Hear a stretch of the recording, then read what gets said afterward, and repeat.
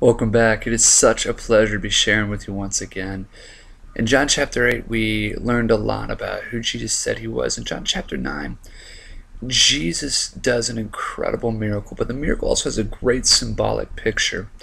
As we move on into further and further into the Gospel of John, we're going to see that the opposition to Jesus, the way people feel about him, really begins to turn. A lot more people are going to be vocal against him and speaking out against him. And in John chapter 9, that is definitely the case.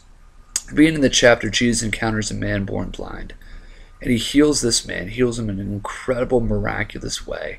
The man who was once blind can now see. So he goes back and he begins telling everybody. Well, the religious leaders and the teachers of the law are very, very upset. They demand the man tell them who healed him. They say it wasn't true. They say a lot of just awful stuff to this poor man who was so excited he had been healed. And that really, really got them wondering here, who exactly is this Jesus fella? The leaders and the Pharisees go to the man's parents, and the parents say, sure enough, this is our son. We don't know how he's healed, but sure enough, he's our son. And Jesus, at the end of the chapter, has an incredible example, has incredible teaching about spiritual blindness and how he is the only one to cure us from being blind spiritually.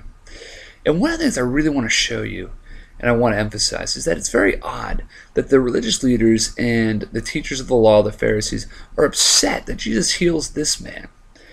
They're not very, very happy. You think they'd be rejoicing. That's one less beggar, one less person to have to worry about.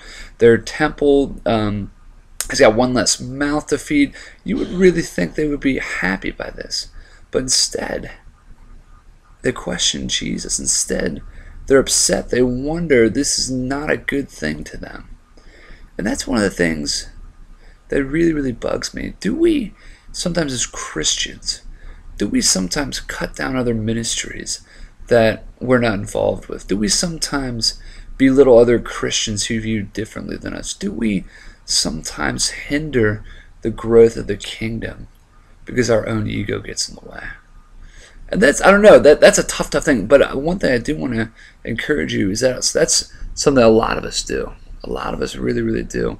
I just want to encourage you, understand that we're not saying that your views, your opinions, your egos are bad, but we're saying they shouldn't get in the way of the ultimate goal, the expansion, the growth of the kingdom, and more people realizing that God is here, God is here to stay, and God loves them.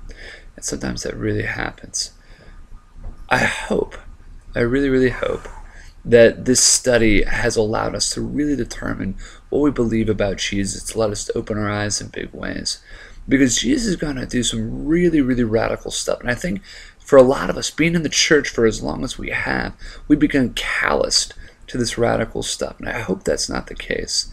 Because Jesus is a very revolutionary fellow, breaks the status quo, but does so with a lot of love and a lot of grace, and did so in such a way that 2,000 years later, we're still talking about it.